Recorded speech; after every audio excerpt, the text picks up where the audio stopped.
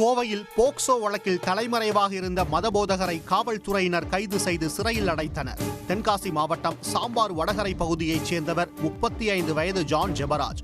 மதபோதகரான இவர் கோவையில் வசித்து வருகிறார். கிறித்துவ பாடல்களை பாடி பிரசங்கம் செய்வதில் பிரபலமாகவும் இருந்து வந்துள்ளார். இந்நிலையில் கடந்த ஆண்டு மே மாதம் 21ஆம் தேதி அவரது வீட்டில் நடந்த கிறித்துவ நிகழ்ச்சி ஒன்றில் பங்கேற்ற 2 சிறுமிகளை பாலியல் தொந்தரவு செய்ததாக ஜான் ஜெபராஜ் மீது அந்த சிறுமிகள் காந்திபுரம் மத்திய மகளிர் காவல் நிலையத்தில் புகார் அளித்தனர். அதைத் தொடர்ந்து ஆய்வாளர் ரேணுகாதேவி மற்றும் போலீசார் ஜான் ஜெபராஜ் மீது போக்சோ பிரிவில் வழக்கு பதிவு செய்து விசாரணை நடத்தினர். அந்த வழக்கில் அவரை கைது செய்ய தேடிய போது ஜான் ஜெபராஜ் தலைமறைவாகிவிட்டார். அவரை பிடிக்க மாநகர காவல் ஆணையர் சரவணா சுந்தர் 3 தனிப்படைகள் அமைத்து உத்தரவிட்டார்.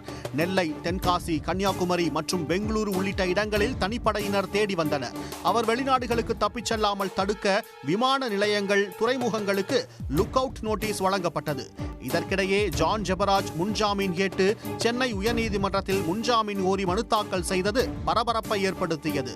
இந்நிலையில் அவர் கேரளாவில் பதுங்கியிருப்பதாக தனிப்படை போலீசுக்கு தகவல் கிடைத்தது. ஆய்வாளர் அர்ஜுன் தலைமையிலான தனிப்படை போலீசார் கேரள மாநிலம் மூணாறில் உறவினர் வீட்டில் பதுங்கியிருந்த அவரை நேற்று இரவு கைது செய்தனர்.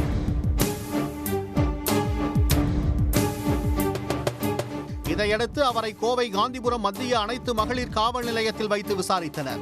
வேறு சில சிறுமிகளுக்கும் அவர் பாலியல் தொல்லை அளித்தாரா என்ற கோணத்தில் போலீசார் விசாரித்து வருகின்றனர். ஞாயிற்றுக்கிழமை விடுமுறை தினம் என்பதால் கோவை போக்சோ சிறப்பு நீதிமன்றத்தில் பதிவு செய்து ஆவணங்கள் தாக்கல் செய்யப்பட்ட நிலையில் கோவை RS புரம் பகுதியில் உள்ள நீதிபதி நந்தினி தேவி முன்னிலையில் ஜான் ஜெபராஜ் ஆஜர்படுத்தப்பட்டார்.